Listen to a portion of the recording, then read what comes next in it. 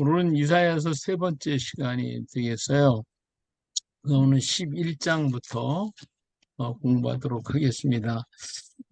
가급적이면 성경 같이 이렇게 펴가면서 보시면 더 이해가 빠르시리라고 생각이 됩니다. 그래서 오늘은 이사야서 11장과 12장의 메시아의 예언 사역에 대해서 볼 수가 있죠. 자, 11장 1절 말의 의미는 다윗의 왕가의 나무가 잘려나가고 그 구루터기에서 새싹이 돋아날 것인가, 죽은 것 같으나 아론의 지팡이처럼 돋아날 것이라고 합니다. 그래서 바로 에스겔 골짜기 기적이 일어날 것을 말씀해 주고 있죠. 자, 오실 메시아에 대해서 메시아의 모습을 잘 살펴봐야 되겠죠. 11장 1절부터 5절까지 나타나 있는 말씀이죠. 이새의 줄기에서 한 싹이 나며 그 뿌리에서 한 가지가 나서 결실할 것이요. 그 외 여호와의 영, 곧 지혜와 총명의 영이요, 모략과 재능의 영이요, 지식과 여호와를 경외하는 영이 강림하시리니 그가 여호와를 경외함으로 즐거움을 삼을 것이며 그의 눈에 보이는 대로 심판하지 아니하며 그의 귀에 들리는 대로 판단하지 아니하며 공의로 가난한 자를 심판하며 정직으로 세상의 겸손한 자를 판단할 것이며 그의 입에 막대기로 세상을 치며 그의 입술의 기운으로 악인을 죽일 것이며 공의로 그의 허리띠를 삼으며 성실로 그의 몸을 띠를 삼으리라. 그래서 오실 메시아가 어떤 분이신가에 대해서 자세하게 설명을 해주고 있습니다. 자, 그리고 6절부터 9절까지 그가 다스리실 나라에 대해서 얘기했죠. 그때의 이리가 어린 양과 함께 누워 함께 살며, 굉장히 우리가 많이 알고 있는 그 내용의 말씀이 기록이 되어 있는데 이것이 에덴의 모습, 우리가 바라는 에덴의 모습들을 거기에서 보여주고 있습니다. 자, 그리고 10절부터 보면 돌아오는 백성들, 남아있는 백성들이죠. 그날에 이새의 뿌리에서 한 싹이 나와서 만민의 빛으로 설 것이요 열방이 그에게로 돌아오리니 그가 거한 곳이 영화로리로다. 이렇게 말씀했어요. 바로 여기서 이새의 뿌리, 그러니까 구루터기에서 한 싹이 나온다는 거죠. 한 싹이 나는데 이 구루터기에서 나온 싹이 만민의 기치로 선다는 거예요. 만민의 기치로. 다시 말하면 어마어마하게 인정을 받고 사람들 앞에 예, 존경을 받는 그러한 싹이 된다는 것이죠. 우리 저 오동나무 아시잖아요? 오동나무. 그 오동나무를 보면요. 왜 오동이라고 그러냐면 나무를 1년에 한 번씩 잘라요. 5년 동안 잘라요. 그러면은 처음에 씨가 자라서 이렇게 올라오면 가늘어요. 이렇게 가늘게 이렇게 올라오는데 1년이 돼 봄이 되면 이걸 잘라버려야 돼요. 잘라야 돼요. 그리고 나면 여기서야 순이 많이 오르거든요. 순이 많이 오르니 그 순 중에서 다 뜯어버리고 하나만 딱, 제일 신한 순 하나만 딱 놔둬요. 그럼 그것이 1년이 또 크는데 이것이 먼저 자라던 것에 배가 커요. 그냥 똑바르게, 바르게 커서 굵기도 배가 굵어지고 그 다음에 자르는 것도 똑바로 배로 크게 되죠. 이게 왜 그렇게 자르냐면 이 가지가 생기면요. 거기에 그 가지가 생기면 그 나무를 쓸 수가 없어요. 그 가지가 있어 구멍이 생기기 때문에. 그래서 가지가 생기지 않도록 고든 나무가 자라기를 바라는 거죠. 그래서 5년 동안을 잘라내요. 5년 동안 자르면 5년째가 되면요. 이게 뭐 엄청나게 굵어지죠. 굵은 등치에서 하나의 싹이 올라오면 그 싹이요. 그냥 쫙 자라서 약 12m까지도 이 고등이 곧게 올라와요. 그 위에서 가지가 나오거든요. 그래서 12m나 되는 그 나무 등치를 이렇게 가지고서 저기 여러 가구에다가 쓰게 돼 있죠. 왜 거기는 가지가 없으니까 구멍이 안 생겨요. 그래서 그렇게 키우는 거거든요. 마찬가지로 하나님께서 이새의 그 구루터기 잘라버리고 나면 거기서 한 싹이 나오는데 이 싹이 막 크게 자라서 만민의 기초로 선다. 이 만민이 바라보는 그러한 큰 나무가 될 것이다. 라고 하는 것이 말씀하고 있는데 지금 현재 뭐 이스라엘이 그렇게 지금 크고 있잖아요. 그래서 모두가 다 보여주고 있는 것을 볼 수가 있습니다. 예, 그리고 이제 이들이 이제 돌아올 백성들 모습을 10절부터 16절 사이에 말씀해 주고 있어요. 그 날에 주께서 다시 그의 손을 펴서 그의 남은 백성을 아스로, 애굽, 바드로스, 쿠스, 엘람, 시날, 하맛 바다 섬들에서 돌아오게 하실 것이다. 그래서 여기 시날이라고 있는데 시날이 중국이 차이나라고 그러잖아요. 차이나. 차이나의 그 앞에 자를 빼면 이게 니나가 되거든요. 신하가 되는 거예요. 그래서 이 신할 땅은 중국을 얘기하는 것이고 중국 땅에 특히 우리 피터현 선교사님이 있는 곳이 네팔 지역인데 그 보주와 사천성 그리고 네팔 지역과 북인도 지역 거기가 다 연결되어 있는 산악지 되잖아요. 예, 거기에 누가 있었냐면 옛날에 이 허씨들이 여기 허황호 저 김수로 왕의 그 허씨 있잖아요. 그 예, 분들이 거기 사는 것이 그쪽에 사시는 분들이에요, 다. 그 음, 같은 이 형제들이죠. 그래서 그 사천성, 보주성, 네팔 그리고 북인도 쪽이 전부 다 그 산악지대인데 왜 그렇게 돼 있느냐? 이분들이요, 아수르하고 바벨론의 포로로 잡혀갔던 사람들인데 그 나라가 망하면서 사람이 손닿지 않는 곳으로 다 도망가요. 다 숨어 살았어요. 그래서 그 지역에 유대인들이 많이 살고 있었던 거죠. 그리고 인도 쪽에 가면 이제 미조람이라는 지역 있잖아요. 그 음, 미조람이라는 지역에도 같은 종족들인데 이 사람들이 2005년에 문화세 집화인 것이 확인이 돼가지고 7천 명이 알리하는 역사가 있었잖아요. 음, 이러한 일들이 거기 있어서 우리 피터 선교사님 그쪽 지역 잘 살펴보시면 그들을 몰라요. 자기들 자신이 옛날에 그 예, 사천성에 지진이 났잖아요.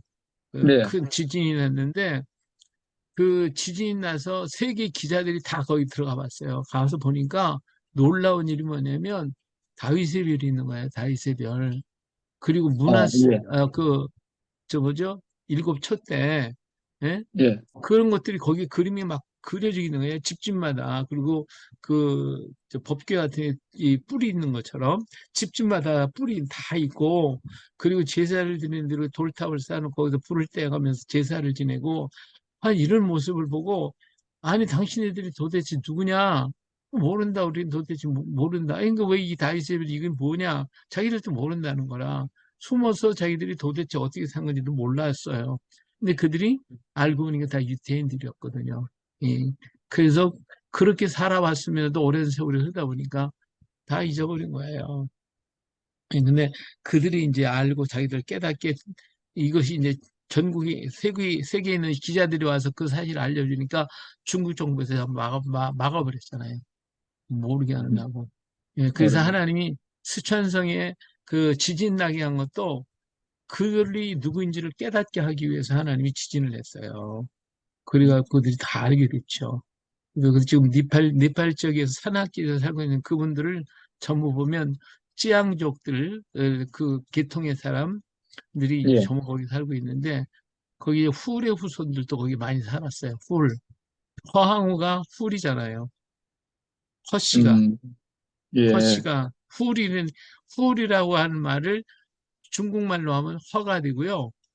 그 예, 다음에 영어로도 허예요. 그래서 배너 영어에 허, 허씨가 있잖아요. 예, 후의 배너. 아들, 예, 예. 예, 배너가 이제 벤의 아들 허의 또, 후손의 얘기거든요. 허의 아들이라는 뜻인데 그 다른 얘기는 허의 후손에 대한 얘기다. 그런 얘기거든요.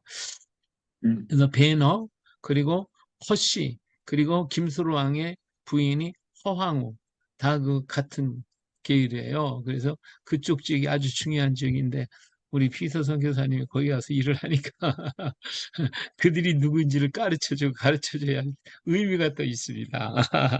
귀한 맞습니다. 예, 예. 저, 목사님 강의 중에 죄송합니다. 나중에 끝나고 말씀드리겠지만 이사야 49장 12절에 보면 그 신임에서 오리라는 말씀이 나오지 않습니까? 예. 예. 그 그것이 신임이 신이. 알고 보면 중국이잖아요. 예, 예, 맞아요. 여기도 이제 이게 신할 땅이라든지 뭐 예. 신임 이런 땅들이 전부 다 중국 쪽을 얘기하고 있어요. 그 사천성 성도에 제가 우리 사역자가 있을 때에 갔었는데 거기에 보면 그 산싱두이 박물관이라고 있습니다. 예, 그 박물관에 가면 고대 메소포타미아 사람들이 그 사천에 와서 인류 이렇게 쭉 그 이동할 때 이 사람들이 그 사천정 성도에 와서 살면서 무슨 걸 하고 살았냐면 그 고대 그 뭡니까 그 자기 조상들이 섬기던 그 신이 저기 뭐야 그 고향을 섬기면서 살았던 사람이 나오는데 그게 뭐냐면 그 홍수설화가 있고 생명수 나무 설화가 있습니다 박물관에. 예, 그 음, 생명수 나무 설화가 뭐냐면 에덴 동산에서 쫓겨난 그 아담 하와를 그리워하면서 우리 조상들은 저기 생명수 나무를 저거 열매를 따먹기를 그렇게 원했는데 못 들어가고 그래서 살다가 죽었다고 하면서 그 사람들이 사천성 성도에 와가지고 살면서 그 생명수 나무를 구리로 만들어 놓고 그걸 살았던 사람들이 나옵니다. 그게 이제 전설로 해가 나오지만 그게 박물관 안에 한 2m 높이로 음, 크게 그게 뭐야 그 생명수 나무를 뭐 복숭아 나무처럼 그렇게 그려가지고 이제 있는 그 구리가 발견되었는데 그게 실제적으로 그걸 다 복원시켜 가지고 박물관 안에 그대로 지금 그 전시가 되고 있는데 그게 가만히 보면 다 성경 이야기거든요. 근데 그거를 중국 사람들은 다 설화라고 옛날에 전해진 전설이라 그러면서 얘기를 하고 있는 걸 제가 봤거든요. 그러니까 아, 이게 예. 네. 하여튼 그런 좋은 자료 있으면 좀 보내주세요. 그러면 네. 저희들 참고할 테 예, 네, 네. 감사합니다. 한번 보내드리겠습니다. 예. 예. 자, 이제 12장으로 넘어가면요. 구원의 노래가 있어요. 이 감사의 찬송, 구원의 노래인데, 전에 노하셨던 하나님, 이제는 구원을 이루신다. 구원을 이루시는 아니하시는 하나님을 찬양하고, 아름다운 일을 이루시는 하나님을 찬양하자고 하고 있습니다. 자, 2절에 보니까, 보라, 하나님은 나의 구원이시라. 내가 신뢰하고 두려움이 없으리니, 주 여호와는 나의 힘이시며, 나의 노래시며, 나의 구원이심이라. 예, 믿는 자에게 주시는 하나님의 축복을 노래하는 것이죠. 이사야서에서는 그 특이한 게 이사야가 이 유대인 나라가 망한 것이 이제 586년이잖아요. 근데 이사야 선자는 700년대 예언자예요. 그러니까 한 약 200년 전에 예언을 한 사람인데, 근데 그때 벌써 망한다 소리를 했거든요. 근데 그 당시에는 이제 그래도 편안하게 살고 잘 살고 좋았던 시절이기도 해요. 그런데 사람이 그렇게 잘 살으니까 마음이 교만해지고 흩어져 가지고 하나님을 떠나니까 이렇게 살면 망한다고 그래서 아주 강력하게 책망하는 것이 이사야 선지자인데 그렇게 책망을 하다가도 이렇게 한 번씩 돌려가면서 그들에게 위로의 말, 소망의 말을 이렇게 집어넣어 주는 것이 이사야서의 특징이라고 할 수가 있고요. 이사야서는 두 봉우리가 있어요. 항상 얘기했는데 두 봉우리가 있어서 하나는 현실적인 것, 하나는 미래적인 것, 그리고 하나는 고난적인 것, 하나는 희망적인 것, 하나는 고난의 메시아, 하나는 영광의 메시아. 항상 이 두 가지가 같이 복합적으로 나와서 옆에서 보면 두 봉우리인데 앞에서 보면 한 봉우리예요. 그래서 이가 어떻게 보느냐에 따라서 이사야서를 잘 살펴봐야지. 그렇지 않으면 한 봉우리만 보더니 이스라엘 사람에서 고난의 메시아는 싫어. 그러니까 영광의 메시아만 보겠어. 그래서 하나의 산으로만 보고 있어서 그 문제가 생기는 거거든요. 자, 여기 샬롬이라고 해서 이 평강, 이 평화, 복지, 번영. 이 샬롬이라는 말은 잘 되는 사람한테도 샬롬이라는 말을 쓰고 못된 사람, 못되게, 지금 어려움을 겪고 있는 사람한테 샬롬이 되고, 건강한 사람한테도 샬롬이라고 할 수 있고, 병든 사람한테도 샬롬이라는 말을 쓸 수가 있어요. 이 샬롬이라는 말이 근데 굉장히 두루두루 쓰면서도 좋은 말이에요. 그래서 힘들고 어려운 사람한테 샬롬 하면 잘 되십시오. 이게 축복하는 말이 되고, 아픈 사람한테도 빨리 쾌차하길 바랍니다 하는 그런 축복이 비는 말이 되고, 건강한 사람이 더 잘 되기를 바라고, 평안을 묻는 것도 되고 하는 그런 의미에서 샬롬이라는 말을 쓰죠. 이 샬롬에서 유래가 됐고 평화, 복지, 번영, 안전 등을 의미하는 말로 조화를 완전히 이루는 상태인 육체적으로는 최적의 건강함을, 농업에서는 풍성함을, 전쟁에서는 승전을, 사람 사이에서는 사랑, 우위와 화평의 상태, 이게 모든 것이 완벽해진 상태, 이것이 샬롬의 상태거든요. 그래서 누구에게나 쓸 수 있는 단어가 샬롬이라는 말이에요. 우리나라는 안녕하세요 그럴 때 아픈 사람 보고 안녕하세요 그러면 이게 좀 곤란하잖아요. 근데 이 샬롬이라는 말은 아픈 사람이나 건강한 사람 누구한테나 다 쓸 수 있는 말이기 때문에 우리의 안녕하고 보다도 더 좋은 말이 이 샬롬이라는 말입니다. 예. 그리고 주가 다스리시는 나라의 회복. 이 회복이 전부 다 에덴의 회복이거든요. 예수님이 다스리는 나라는 에덴의 회복이죠. 해함도 다툼도 분쟁도 없는, 그래서 우리 안에 이런 에덴의 회복을 얘기하는데, 이 회복이 먼저 우리 안에 이루어져야 되겠죠. 우리 안에 예수님을 왕으로 임하게 하시면, 그러면 해함과 분쟁과 증오, 분쟁이나 증오가 다 사라지게 되는 게 정상적인 기독교인의 모습이 돼. 이게 거듭남의 모습인데, 예수 믿는다고 그러고 내가 예수님을 믿고 구원받았다 하는데, 이 해함과 분쟁과 증오가 내 안에 계속 남아있다.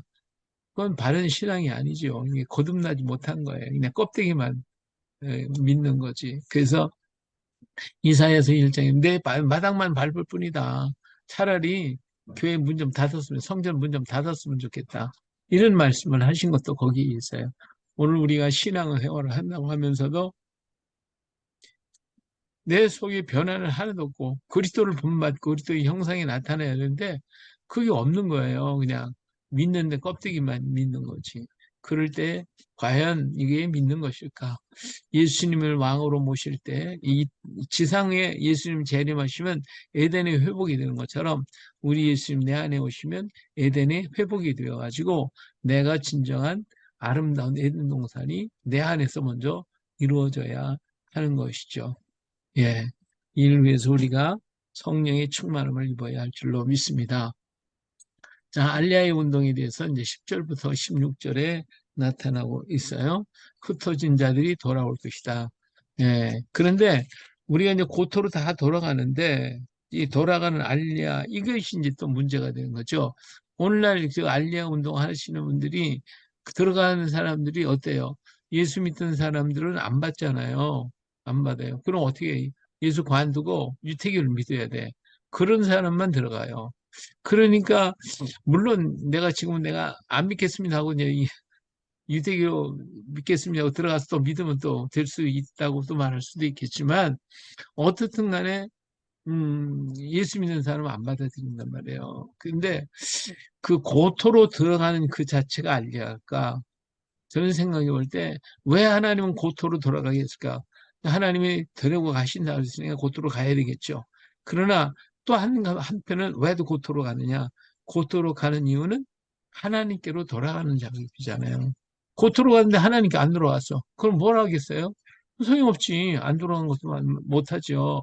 그러니까 진정한 알리아는 땅으로 가는 것이 아니라 하나님께로 돌아가는 것이다. 하나님께로 가는 것. 그래서 우리 민족도 역시 알리아 운동이 벌어져야 돼. 우리 모두가 다 알리아의 역사가 나타나 하나님께로 돌아가는 역사. 예, 본토로 교환도 필요하지만 온전한 알리아는 하나님께로 돌아가는 것이다. 예, 그것을 목사님, 좀, 죄송합니다. 알리아가 무슨 뜻이죠? 알리아가요, 네, 흩어지는 디아스포라, 이스라엘 사람들 있죠? 그 네, 네. 사람들이 다시 고토로 돌아가는 거죠. 요 음. 운동을 알리아 운동이라고 불러요. 요즘 예, 최근에 이스라엘로 돌아가자고 하자는 그런 운동이 많이 하는 그 운동 단체들이 다 그런 것을 말하는 거죠. 예, 그걸 예, 알리아 운동이라고. 예. 그래서 이제 그 고토로 돌아가는 이유가 뭐냐는 거예요. 그냥 무조건 고토로 들어가서 살기 위해서가 아니라 실상은 하나님께로 돌아가라는 얘기잖아요. 근데 이제 이 정신을 잊어버리고 그냥 고토로 가는 것만 알리아로 생각을 한단 말이에요. 우리나라에서 이 운동을 하시는 분들이 전 헌금을 많이 해요. 수십억씩 막 해가지고 그 사람을 데려가게 만들고 작년에는 250명인가를 돌려보냈고 막 그랬는데 돌아와서 하나님을 안 믿으면 무슨 소용이냐 이게 하나님을. 근데 그 하나님이 누구냐 말이에요. 진정한 예수 그리스도를 영접하고 모셔야 되는데 그게 안 된다면 고토로 가서 소용이 있겠냐 이거지. 그래서 진정한 고토로 돌아가는 길은 하나님께로 가는 것이다. 왜 하나님 고토로 가라 오라고 그랬냐? 하나님이 주신 땅이니까 가는 것이기도 하지만 진정한 것은 하나님 앞으로 가라는 것이거든요. 이 운동을 여기서 10절부터 16절에 돌아올 것임에 대해서 에, 말씀하고 계세요. 음, 저 11장에서 10절부터 16절까지 예. 그다음에 13장에서부터 24장 사이에는 이방 민족에 대한 심판에 대해서 얘기하고 있습니다. 자, 13장에는 바벨론의 멸망에 대해서, 바벨론에 대해서 얘기죠. 음, 하나님이 모으시는 군대, 예, 심판의 도구로 사용하신다고 말씀했어요. 그래서, 예, 이건 사무엘하 7장 14절의 말씀인데, 그러니까, 예, 하나님께서 무리들을 저기 모으시는 말씀을 보고 있어요. 그리고 음, 회개하라고 회개하면 뜻을 돌이킨다고 하죠. 니느웨 또 예루살렘을 향한 경고의 말씀이 있고요. 또 왜 이렇게 하시느냐면 교만 때문에 했다. 이게 13장에 있는 말씀. 그리고 심판의 도구 이 메대는 어떤 나라인가 해서 이 메대가 앞으로 바벨론도 멸망을 시키잖아요. 바벨론 멸망시킨 것이 메디아, 메디아와 페르시아, 파사가 멸망을 시킨단 말이에요. 근데 이 메대라고 하는 나라가 은으로 매수할 수 없는 나라, 금으로 뜻을 돌이키지 않는 나라, 물질을 뛰어넘는 용기 있는 민족이 메대이기 때문에 바빌론이 아무리 가서 뭐 사정을 해도 소용이 없는 그렇게 강력한 나라, 메대와 파사에 대한 얘기를 하고 있습니다. 자, 멸망의 모습들을 보니까 7절에 보면 모두가 손에 힘이 풀린다 그랬어요. 이게 마음이 녹는 게 적이 들어오는 것을 볼 때 사람들이 다 그냥 힘이 빠져버리는 게 그리고 고통이 심하게 되고 하늘의 별물이 해 달빛같이 예, 빛을 잇는다 그래서 이것은 뭐냐면 하늘의 별이나 해나 달이 이런 것은 왕과 대신들 서민들까지를 전부 다 얘기하고 있는 것이죠. 그러니까 모두 아주 철저하게 망한다. 거만이 꺾이고 사람은 없어질 것이고 주민이 사라질 것이고 도망을 가도 죽게 될 것이고 여자 어린아이가 고난을 당하게 될 것이고 청년들은 다 죽고 찬란한 성이 소돔 고모라 같이 되고 황폐하게 될 것임에 대해서 아주 철저한 바벨론의 멸망에 대해서 얘기해주고 있습니다. 정말 바벨론 땅의 그 아름다웠던 그 느부갓네살 왕이 만들었던 그 성들이 그 아름다움 정말 느부갓네살 왕도 성 위에 올라와서 자기가 다스리는 만국을 바라보며 내가 이렇게 아름답게 만들었다고 했다가 그냥 정신이 휙 돌았지만 그렇게 좋았던 성읍이 지금은 다 황폐해서 사람이 살지 않는 그런 땅이 되어버리고 말았잖아요. 성이 어떤 성인지 알 수 없을 정도로 다 파괴되어 버리는 것이 하나님의 말씀이 그대로 이루어졌던 것을 볼 수가 있습니다. 자, 여기서 우리가 이제 이러한 그 많은 에, 잘 쓰는 거. 그래서 보면 13장에 보면 은을 돌아보지 않으며 금을 기뻐하지 아니하는 미대 사람이라고 그랬거든요. 이 돈에 대한 얘기 잠깐 여기 보면 금전거래는 갚고자 기도하며 노력하는 자가 복돼요. 우리가 빚을 지거나 어렸을 때는 그래도 어떻게든 갚아야 되겠다고 노력하는 것이 복되고, 떼임을 당한 자는 사나 떼먹은 자는 망하게 돼 있어요. 떼임을 당한 사람은 그래도 포기하고 살아요. 근데 떼먹은 사람이 잘 될 것 같지만 결국은 망하더라. 그거죠. 자, 이 돈이라는 것은 감사의 표현이죠. 돈은 감사의 표현으로서의 기준이 되어지는 것이에요. 그래서 물질로 표시한다. 예, 돈은 왜냐하면 우리의 땀과 피로 만들어진 것이 돈이기 때문에 그래요. 그래서 물질이 있는 곳에 마음이 있어요. 돈이 있는 곳에 마음이 있죠. 그 마음의 표준이 돼요. 물질은 마음이 좌우되고 사람을 세우기도 하고 멸하기도 하는 것이 이 돈이라는 것이죠. 그래서 쓰임의 척도가 되죠. 물질은 를 어디에 쓰는가가 중요해요. 버는 것보다 잘 써야 복을 받게 돼 있습니다. 그래서 우리가 사실은 물질이라는 거 있잖아요. 내가 피와 땀을 흘려가지고 모은 것이 물질이고 돈이에요. 근데 사람들이 그렇게 애써서 모은 돈을 어디다 씁니까?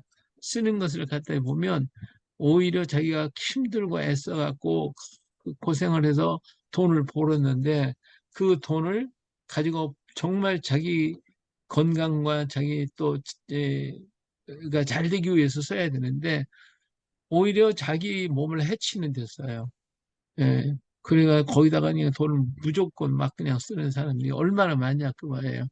예, 그래서 우리가 버는 것도 중요하지만 어떻게 쓰느냐 이게 중요하고 우리 예수 믿는 사람들은 특히 목회자들은 성도들의 그 아픔을 하나님 앞에 드리면서 이 아픔 문제, 고통의 문제를 해결하기 위해서 드려진 것이 성도들의 헌금이잖아요.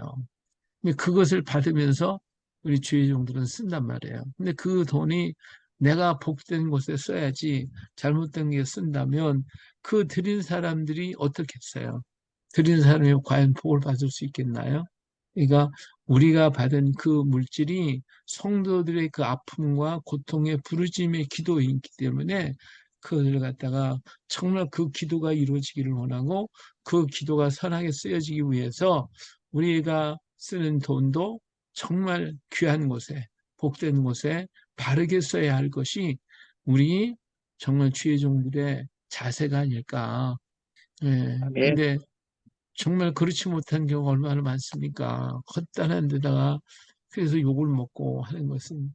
그래서 참 우리는 교회의 돈을 좀 헛되이 쓰지 않도록 우리 또 선교사님들 이렇게 정말 받아서 쓰시는데 얼마나 잘 쓰시겠습니까? 귀하게 복되게 너무너무 잘 귀하게 편하게 쓰시는데 그렇게 쓸 때에 어때요? 그걸 드리는 사람이 복 받게 돼 있잖아요. 그렇잖아요?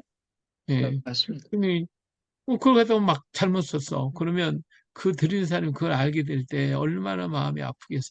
그거를 그 드리는 사람이 모르지만 다 보고 계시는 분이 계시잖아요. 그러니까 맞습니다. 우리가 음, 정말 내가 이 한 푼을 쓰더라도 이건 성도의 눈물이고 기도다. 그들의 소원과 그 아픔을 토로하며 하나님께 드린 거니까 그 쓸 때마다 그들을 위해 기도하면서 써야 우리가 바르게 사는 것 아닐까요? 예, 맞습니다.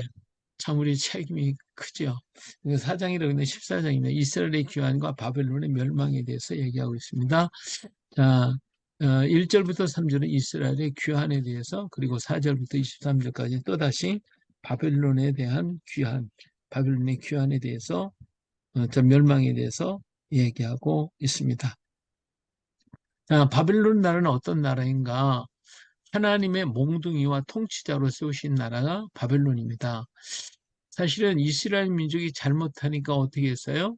잘못하니까 바벨론이라고 하는 몽둥이를 가지고 유대 나라를 때리는 거예요.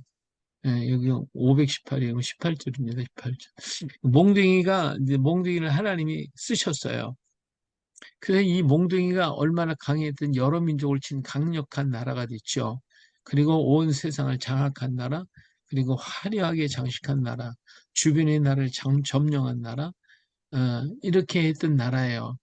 그래서 하나님이 그렇게 귀하게 이 몽둥이를 잘 쓰셨어요. 자, 그런데 그 몽둥이 다 쓰고 나면 그 몽둥이 어디다 쓰겠어요? 자, 우리 집에 뱀이 들어왔어요. 뱀이 들어왔어요. 그럼 어떻게 해요? 효차를 가지고 이 막대기를 가지고 때려서 잡았어요. 아, 귀하게 잘 썼어요. 그 몽둥이 고맙죠. 고마우니까 저 비단 부적이다 싸가지고 장롱에다가 단다고 참 고맙다. 우리 뱀 잡아줘서 고맙다. 그럴 사람이 있습니까? 그렇죠? 다 소용없어요. 그 뱀을 갖다 버릴 때 막대기도 같이 버리는 거예요. 예. 하나님 앞에 쓰임 받을 때 바르게 쓰임을 받으면 그러면 하나님이 더 쓰겠지만 그렇지 않으면 그 뱀을 갖다 버릴 때 같이 버린다니까요.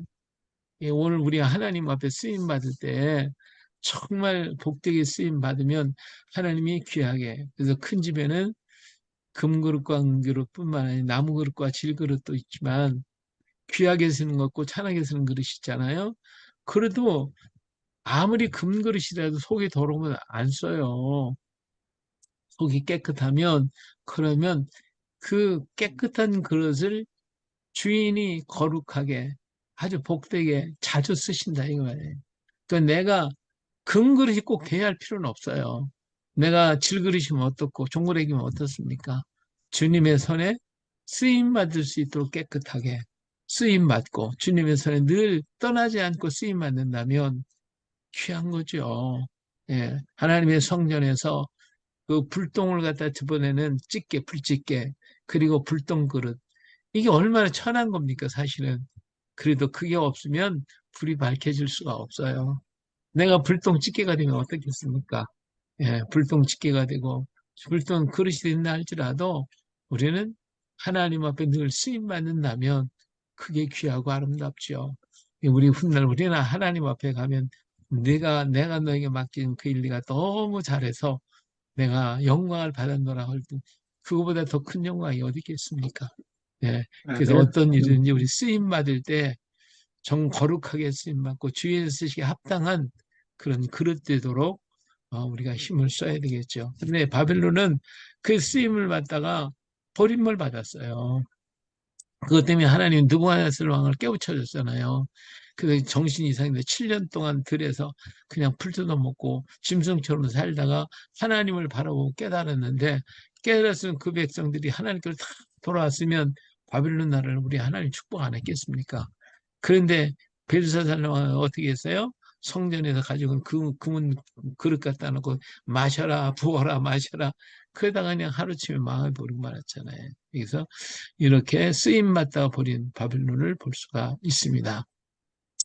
자, 아침에 해야 될 계명성에 대한 얘기가 있죠. 이 계명은 느부갓네살은 신상을 만들어 경배하게 하고 벨사스는 하나님의 뭔가 동등이 되려고 성전 그릇으로 먹고 마셨기 때문에 이 아침에 해야 될 계명성과 같다 이거죠. 이것이 바로 사탄의 모습인데 사탄이 하나님 앞에 사랑을 많이 받았는데 하늘에 올라 하나님의 뭇별 위에 내 자리를 높이리라 그리고 북극 지폐 산 위에 앉으리라 지극히 높은 자와 같아지리라 그렇게 교만해지니까 수월의 구덩이 맨 밑에 떨어질 것이라 그랬어요.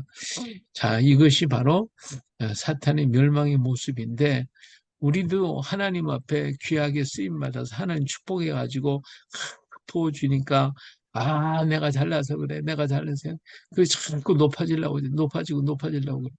그러면 하나님 떨어진 거예요. 떨어지는 거예요. 그래서 수월의 밑바닥까지 떨어질 수밖에 없습니다. 내가 생각한 것이 반드시 되면 내가 경한 것이 반드시 이루리라고 우리 하나님께서는 말씀하고 계십니다. 예, 그래서 우리 하나님의 뜻에 합한 자가 돼야지 내 뜻에 합한 자가 되면 무슨 소용이 있겠습니까? 예. 자, 아수르의 멸망이 돼서 14장 25절부터 나와 있습니다. 이제 바벨론에 대해서 또 아수르에 대해서 지금 망하겠네. 이스라엘의 멍에가 떠나고 짐이 벗겨질 것임과 이런 하나님의 경영이 이시고 이스라엘 흩으심도 하나님의 뜻입니다. 자, 이스라엘 하나님은 때리셨어요. 그래서 세상으로 다 흩어지게 만들어 놨는데 이것도 하나님의 뜻이더라 하는 거죠. 그러니까 때로는 그래요. 하나님을 잘 사랑하는 사람, 하나님을 믿었던 사람이 잘못했을 때 어떤 때는 너무 가혹하게 하나님이 때리실 때가 있어요. 우리가 생각, 내가 이 정도, 뭐, 그렇게, 뭐, 잘못한 거 같지 않는데, 하나님 왜 나한테 이렇게 혹독하게 고통을 주십니까? 그럴 수가 있거든요.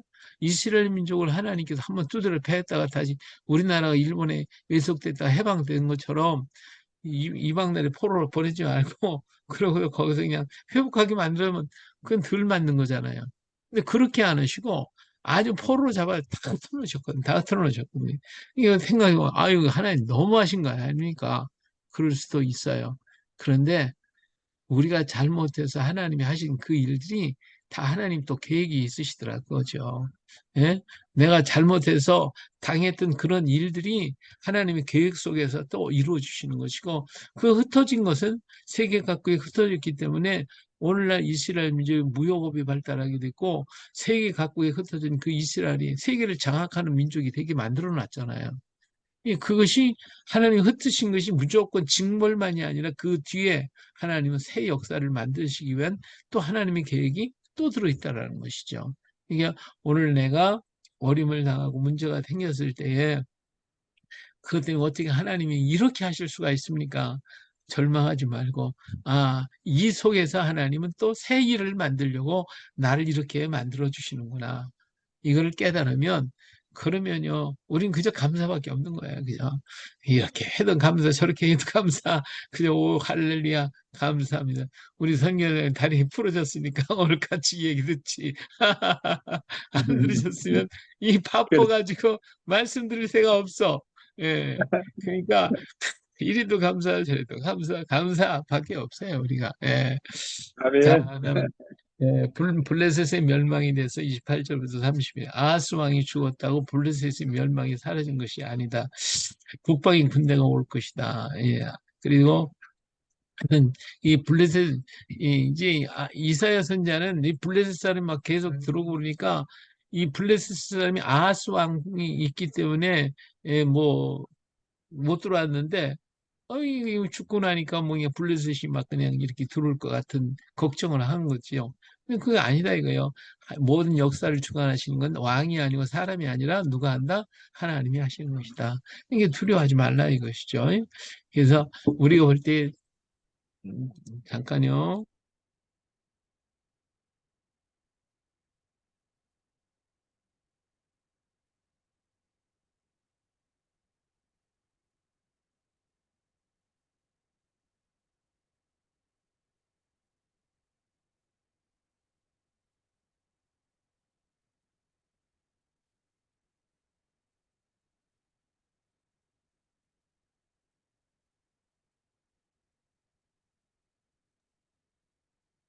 네, 죄송합니다. 예. 그래서 우리 하나님이 하시는 거지 내가 이렇게 하는 것 같아도 하나님이 뒤에서 하나님의 뜻이 이루어질 것임을 말씀하시고 있습니다. 자, 15장에서부터 16장은 모압에 대한 멸망에 대해서 얘기하고 있습니다. 15장입니다. 모압은 요단 동편 사해 근처에 거주하며 이스라엘의 걸림돌이 됐어요. 모압 광야에 진을 쳤을 때 모압 왕 발락은 발람을 데려다가 저주하게 했잖아요. 그래도 실패하게 되니까 고스비 사건이 일어났죠. 고스비라는 미인을 써가지고 그래서 이스라엘 두령들을 데려다가 바알에게 무릎을 꿇게 하고 바알의 잔치에 참여하게 만들어가지고 이 죄로 인해서 이스라엘 사람 2만 4천 명이 하루에 죽는 이런 좀 사건이 일어나게 만든 것이 이 모압 사람입니다. 모압과 암몬 족속은 그래도 다 이스라엘과 인관이 돼 있는데 이렇게 하고 있는 거예요. 이스라엘 모압을 아꼈지만 모압은 적대시 했고 모압이 이스라엘에 굴복당한 뒤 난민들은 힘을 키워서 르벤, 간, 므낫세 반지파를 괴롭혔어요. 그러니까 이스라엘 사람은 그래도 모압 사람들을 그때 좀 이렇게 잘 하려고 그랬는데 이들은 계속해서 이스라엘을 괴롭혔고요. 아수르 나라나 바빌론 나라에 이스라엘이 공격을 당하고 유대 나라가 어려움을 당했을 때 사람들이 모압 땅으로 도망을 갔단 말이에요. 도망을 갔는데 르벤 지파, 갓 지파, 므낫세 반 지파 이런 사람들이 도망갔는데 이 사람들을 모압 사람들이 가만두지를 않고 전부 다 잡아다가 죽이거나 뺐거나 못된 짓을 다 했단 말이에요. 그러니까 하나님이 보실 때 이 모압의 행위가 악하다 하는 것을 말씀하시고 있어요. 예, 여기 아수리의 공격과 바벨론 공격을 받을 때 모압의 도움을 요청했으나 거절하고 유다가 망한 후 바벨론의 반기를 들어 결국은 패하게 되죠. 그 후 아랍 족속의 침입으로 완전히 멸망을 당하게 버리고 말았습니다. 자, 15장 1절에 보면 모압알이 망했다 그랬어요. 모압에 관한 경고라 하룻밤에 모압알이 망하여 황폐할 것이며 하룻밤에 모압 기르가 망하여 황폐할 것이라 그랬어요. 이 모압알이 망했다. 이 알이라고 할 말은 아르, 근데 이르와 동일한 한 성읍을 가리키는 거예요. 모압 성이 망했다는 거죠. 아르는 모압의 성읍이며 아르는 강 근처 위쪽에 위치하고 있는 성읍을 가리키고 있고요. 키르라고 하는 벽이 있는 성을 가리키는데 바로 요새를 말해주고 있어요. 이런 그 모압이 큰 성읍을 갖고 아주 요새를 만들어 놓고 모압 땅이 참 계곡이 많거든요. 그래서 여기 공격하기가 굉장히 힘들어요. 그런데 이들은 1차, 2차에 걸쳐서 멸망을 당하고 맙니다. 울부짖음 곡하는 소리를 남은 자에까지 사자를 보낸다는 것은 다 망할 것을 말해주고 있다. 그래서 결국은 하나님의 백성을 괴롭혔던 모압은 다 아무리 견고한 성을 갖고 있어도 망하고 말더라 하는 것을 말씀해주고 있어요. 자, 모압과 암몬 그리고 에돔은 다 이스라엘과 한 형제들이었죠. 하지만 가장 이스라엘 멸망을 바라던 나라들이 바로 이들이었어요. 그래서 결국 이들은 모두 아수르의 공격, 아랍의 공격을 당하여 완전히 소멸되어 버리고 말았습니다. 자, 멸망의 이유에 대해서 16장에 나와 있어요. 유다를 돕지 않았기 때문에, 교만했기 때문에, 우상숭배를 했기 때문에, 그리고 적극적인 열심을 보는데, 얼만큼 이들이 우상을 열심히 섬기냐면 산당에서 피곤하도록 봉사하고 성소에 나와서 기도를 해요. 이방 신을 섬기는 자들이 이렇게 열심히잖아요. 오늘날 우리도 가만히 보면 절에 가서요. 그냥 천배를 해요, 천배. 이 천배를 하면 허리가 다 그냥 아프고 무릎이 다 그냥 아픈데도 그거 하잖아요. 그리고 이 절이 이 평지에 있습니까? 저 산꼭대에 있잖아요. 근데 그 절에 음식을 지고 올라가는 거예요. 막 보집이 여자들이 머리에 이고 등허리에다 짐을 지고 그 막 땅을 피집피는 그 높은 산을 막 올라가요. 교회에 그렇게 하는 사람이 있어요? 예? 교회 모장 짊어지고 집에서부터 오라고 그러고 평지인데도 올 사람이 과연 몇이나 되겠냐 그거죠. 예. 교회 가서 보니까 뭐 이런 거 시켰냐고 그러고 난리치잖아요. 이 절간에 가서는요 아이들 보내가지고 걔네 훈련시키는데 죽대가 있어요. 죽대. 이 죽대를 갖다가 좋은다고 두드려 패요. 그래도 아무 소리 안 해요. 교회에서 만일에 한번 때려봐요. 난리가 나요. 교회에서 사람 팼다고. 얼마나 난리치겠어요. 근데 이처럼 이 사람들이요, 이방 신을 위해서 얼마나 열심히 몰라요. 기가 막히게 열심히 해요. 에레미야서에도 보니까요, 야, 나한테 그만큼 열심히 좀 해봐. 우리 하나님이 그렇게까지 말씀하셔요. 예. 이렇게 이방신을 섬기는 사람은요, 전적으로 힘을 다하고 막 뜻을 다하고 정성을 다해서 섬기는데, 하나님을 섬기는 사람은 그렇게 섬기는 사람이 없어. 이게 뭔가 좀 잘못된 거 아닙니까? 예. 음, 근데 그들한테, 그 우상한테 그렇게 열심히 해도, 그들은 움직이지도 못하니까 어때요? 사람이 짊어지고 왔다 갔다 해야 되고 움직이는 것이고, 볼 줄 압니까? 들을 줄 압니까? 아무리 구해도 구해주지 않는다겠는데, 근데 우리 하나님은 살아계신 하나님, 만물을 창조하신 하나님, 지금도 역사하시고 알파와 오메가 되신 하나님 앞에 그렇게 부르짖고 열심히 한다면 우리 하나님이 가만히 계시겠냐고 말이에요. 네. 참 우리가 이방 사람, 이방 신들을 섬기는 사람들의 그 좀 열심은 배워야 할 것 같아요. 열심. 자, 17장 나면 아랍. 과 이스라엘의 멸망에 대해서 또 얘기하고 있어요. 이사야서 17장 10절에 이는 내가 내 구원의 하나님을 잊어버리며 내 능력의 반석을 마음에 두지 아니한 까닭이라. 그러면 내가 기뻐하는 나무를 심으며 이방의 나무까지도 이종하는도다. 그러니까 이스라엘을 멸망하면서 이방 나라 사람 다 갖다 들여다 놓고, 그렇죠? 그들 전부 다 딴 데로다가 내보내는 이런 모습을 보잖아요. 근데 이 아랍 나라는 저 북방에 있는 이스라엘 북쪽에 있는 아랍 나라인데, 이 아랍 나라가 사실은 어 그 하란 땅, 하란 땅이죠. 저 다메섹 위로부터 하란 땅에 살고 있었던 사람이잖아요. 아브라함의 어, 그 형제들이 살고 있는 그 땅이 나중에 이스라엘과 이렇게 적이 돼가지고 아람이 이스라엘을 계속 공격하고 고통을 줬던 것을 볼 수 있어요. 그래서 그래도 하나님은 그 아람을 생각하고 멸망을 소원해하시는 하나님의 모습을 우리가 볼 수 있고요.